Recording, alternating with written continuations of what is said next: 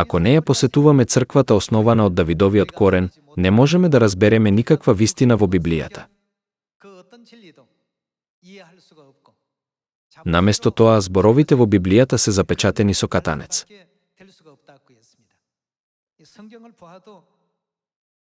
Ова значи дека дури и ако ја читаме Библијата, можеби ќе можеме да ја разбереме буквално, но не сме во можност правилно да ја разбереме Божјата волја скриена во неа.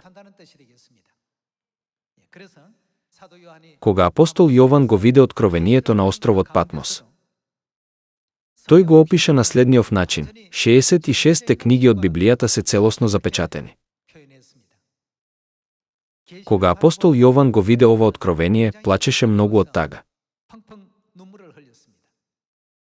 Во тоа време, еден од старешините му пристапи и му рече: не плачи. Некој сигурно ќе ја отвори Библијата. Затоа не грижете се. За да го стори тоа, ќе се појави многу важна личност. Тоа беше проречено на овој начин. Бидејќи Библијата е Божја реч дадена на сите луѓе за да ги спаси, таа не може да биде запечатена за секогаш. Затоа мора да се отпечати. Тогаш, кој ќе го отпечати? Денес, во светот има бројни научници кои тврдат дека ја проучуваат Библијата. Постојат толку многу теолошки училишта низ целиот свет. Иако постојат многу организации и места каде што ја проучуваат Библијата.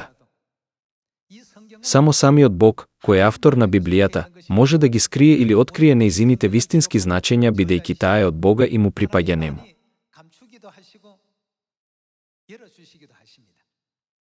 Со разбирање на ова пророштво, да го сретнеме и да го примиме Бога кој се појавува во ова време. Да се свртиме кон Откровение, поглавје 5 стих 1. Во него се вели: и видов во десницата на оној кој седеше на престолот, книга напишана однатре и однадвор, запечатена со 7 печати. Запечатено значи дека е затворено, нели?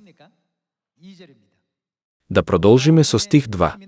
И видов силен ангел што викаше со висок глас: кој е достоен да ја отвори книгата и да ги скрши печатите нејзини? И никој не можеше ниту на небото, ниту на земјата, ниту под земјата да ја отвори книгата, ниту пак да ја гледа. Кога го читаме овој стих, се соочуваме со многу чудна ситуација. Можеби си мислиме, има толку многу теолози, библичари и религиозни водачи во овој свет, но зошто тие не ја разбираат Библијата? Овие луѓе можеби го разбираат тоа само во буквална смисла. Сепак, напишано е: никој ни на небото, ни на земјата, ни под земјата не можеше да го отвори свитокот. Тие не можат да ја разберат скриената волја Божја. Тогаш, кој е единствениот што може да ја отвори Библијата?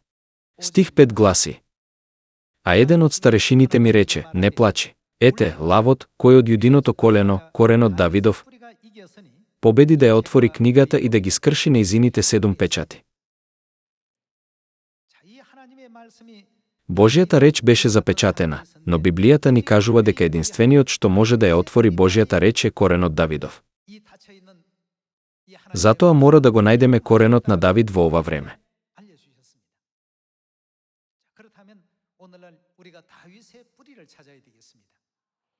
Сведоштвото на Библијата е вистинито, а не лажно. Ако сакаме да добиеме спасение и да влеземе во вечното небесно царство, мора да знаеме кој е Давидовиот корен, да одиме кај него и да ги научиме сите негови учења. Ви благодарам многу.